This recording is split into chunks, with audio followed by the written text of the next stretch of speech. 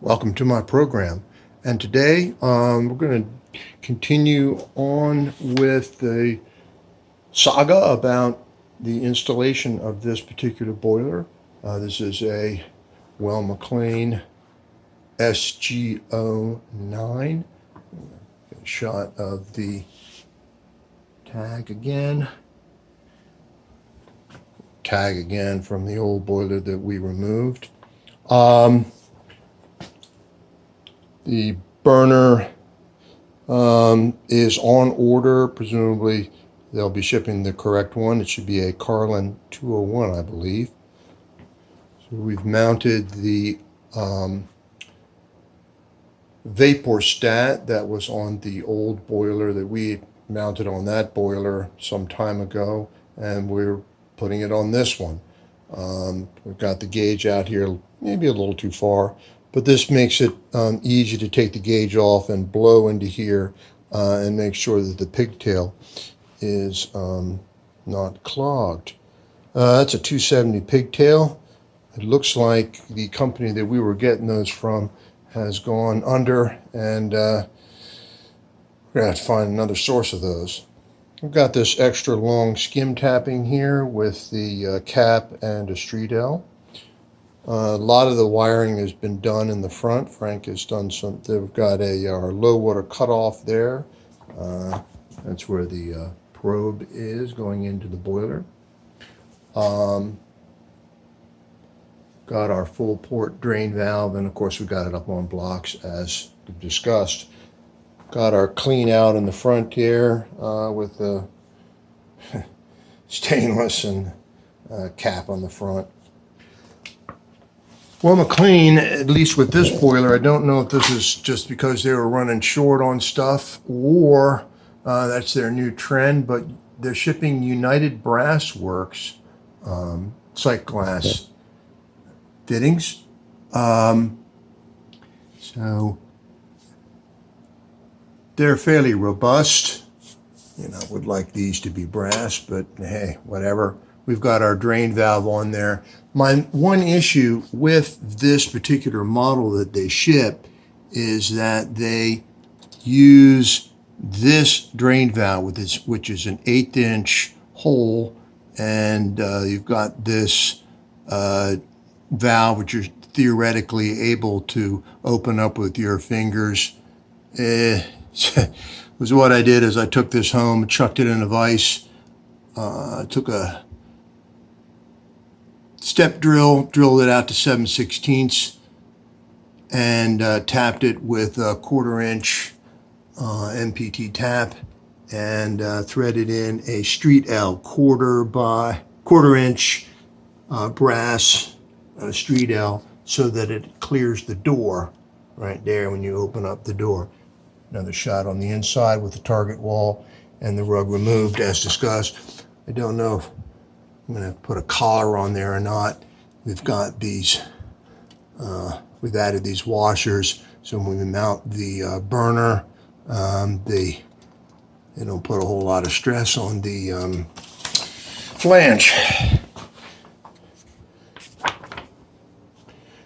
The equalizer line is a little oversized on this. I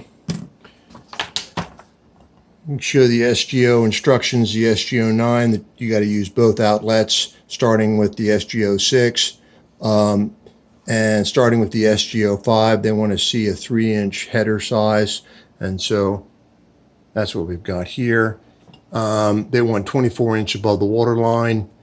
These are probably 30-inch above the water line, because these are 2.5 by 24. And then we got our drop header here with the unions all nicely aligned.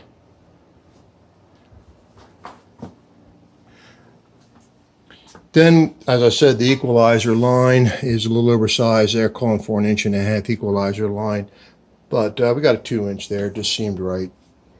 And our stainless steel to resist corrosion.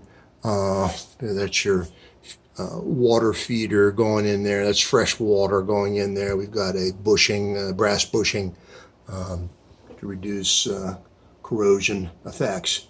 And the rest is just regular steel coming out. Got a stainless steel there. And I used a close stainless steel nipple because, hey, why not? And got an isolation valve for no return flush. What I did here was this is the original wet return. It's 1.25 inches. I cut it.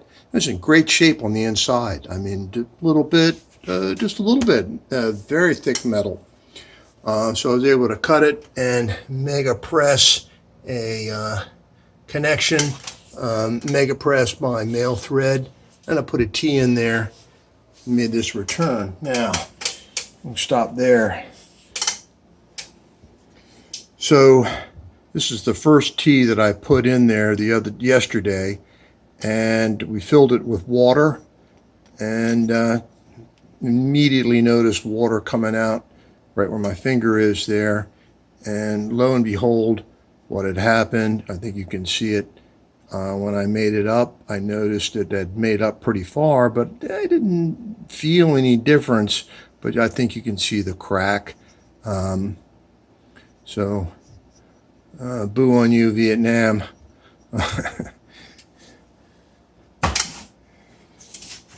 So we've got the flue coming out a little bit. We've got our slightly oversized barometric.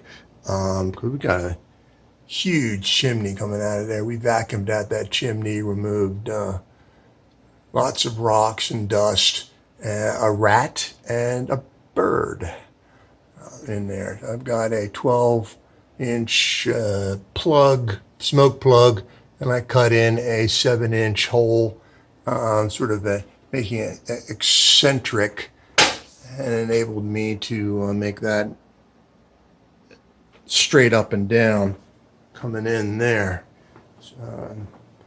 We've got our VXT piped in. The other one was just manual feed.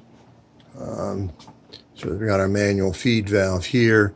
Of course, this is the feed valve for feeding it electronically, and there's your isolation valve right there. And I reversed the flow to make it look a little bit better on the bracket.